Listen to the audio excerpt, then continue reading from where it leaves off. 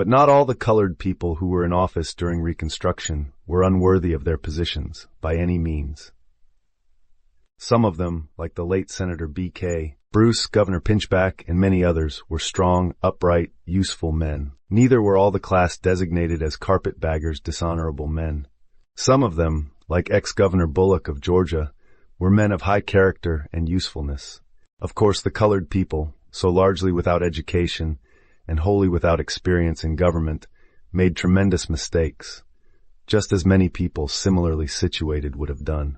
Many of the Southern whites have a feeling that if the Negro is permitted to exercise his political rights now, to any degree, the mistakes of the Reconstruction period will repeat themselves. I do not think this would be true, because the Negro is a much stronger and wiser man than he was 35 years ago, and he is fast learning the lesson that he cannot afford to act in a manner that will alienate his Southern white neighbors from him. More and more I am convinced that the final solution of the political end of our race problem will be for each state that finds it necessary to change the law bearing upon the franchise to make the law apply with absolute honesty and without opportunity for double dealing or evasion to both races alike.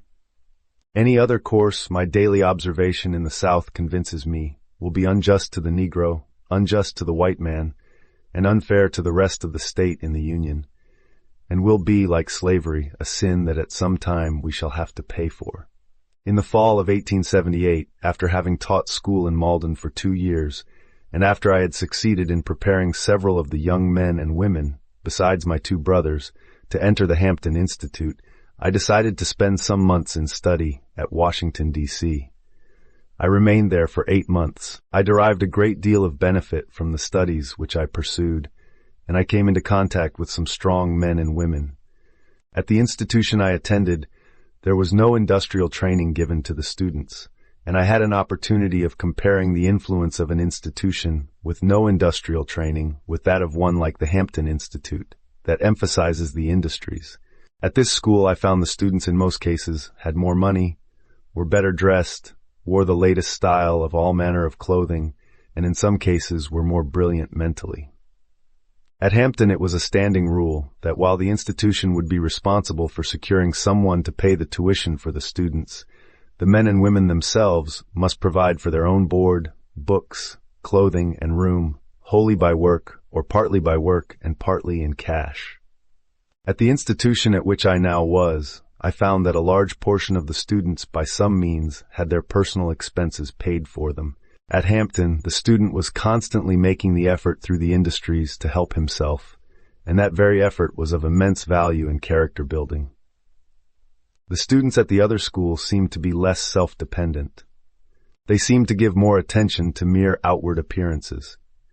In a word, they did not appear to me to be beginning at the bottom on a real solid foundation to the extent that they were at Hampton. They knew more about Latin and Greek when they left school, but they seemed to know less about life and its conditions as they would meet it at their homes.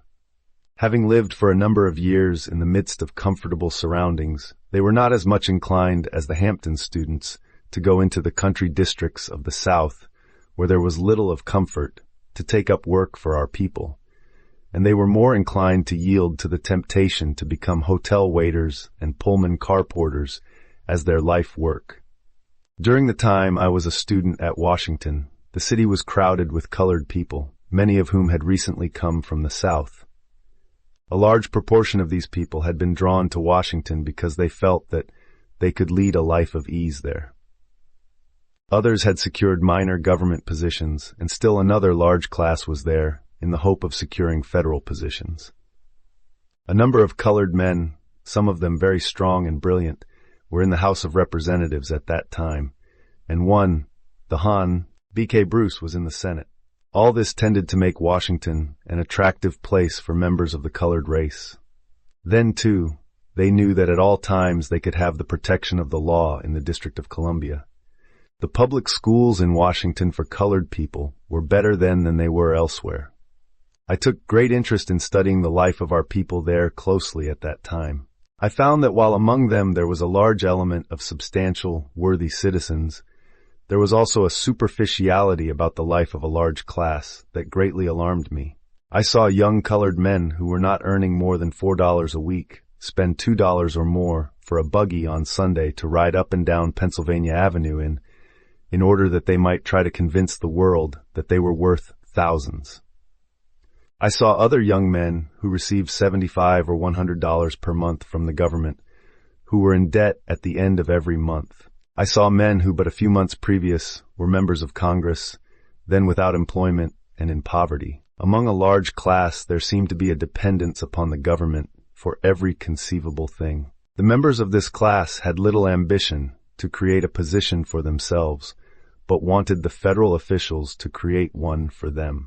How many times I wished then, and have often wished since, that by some power of magic I might remove the great bulk of these people into the county districts and plant them upon the soil, upon the solid and never deceptive foundation of Mother Nature, where all nations and races that have ever succeeded have gotten their start. A start that at first may be slow and toilsome, but one that nevertheless is real. In Washington, I saw girls whose mothers were earning their living by laundrying. These girls were taught by their mothers, in rather a crude way it is true, the industry of laundrying. Later, these girls entered the public schools and remained there perhaps 6 or 8 years. When the public school course was finally finished, they wanted more costly dresses, more costly hats and shoes. In a word, while their wants have been increased, their ability to supply their wants had not been increased in the same degree. On the other hand, their 6 or 8 years of book education had weaned them away from the occupation of their mothers.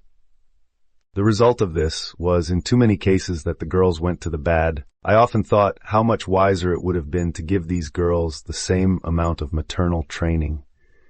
And I favor any kind of training, whether in the languages or mathematics, that gives strength and culture to the mind, but at the same time to give them the most thorough training in the latest and best methods of laundrying and other kindred occupations.